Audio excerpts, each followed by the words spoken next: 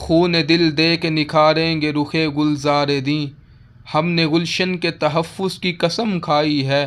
قید و بند و دار کے یہ مرحلے تو سہل ہیں،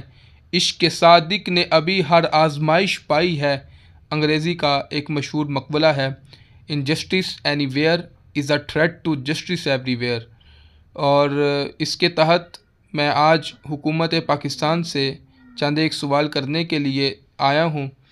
کہ جس نظام کی حکومت وقت مدعی ہے، وہ نظام ایک ایسا نظام ہے کہ جس نظام میں اقتدار میں بیٹھے ہوئے شخص سے ایک عام شخص کسی بھی چیز کے بارے میں سوال کر سکتا ہے، اور اقتدار میں بیٹھا ہوا شخص اس کا جواب دہ ہے۔ اگر وہ آج جواب دہ نہیں تو کل بروز قیامت ضرور بضرور وہ اس کا جواب دہ ہوگا۔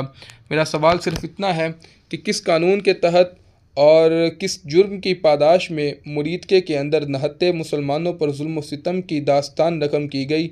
اور کس قانون کے تحت ان کے خون سے ہولی کھیلی گئی، اور کس قانون کے تحت ان کو آج تک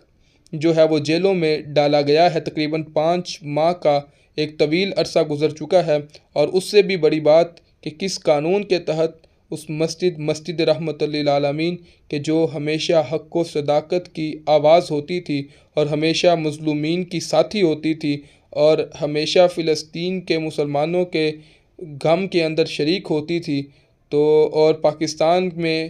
اب وہ آفات کے اندر ہمیشہ وہ پاکستانیوں کے شانہ بشانہ کھڑی ہوتی تھی۔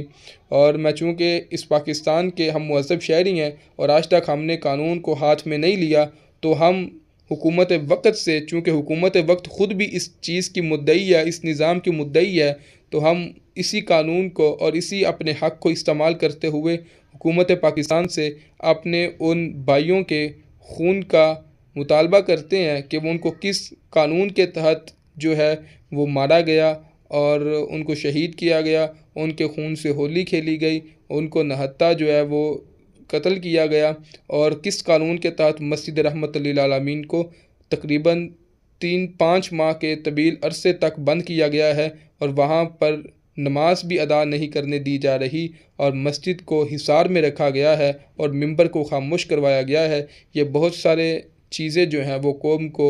الجھن کا شکار کر رہی ہیں، اور قوم کے ذہن میں سوالات پیدا ہو رہے ہیں۔ لہٰذا حکومت وقت کو چاہیے کہ اس چیز کے حوالے سے، اس سانحہ کے حوالے سے جو ہے وہ حقائق کو سامنے لایا جائے، اور ادھر تحریک کی جو سیاسی کارکنان ہیں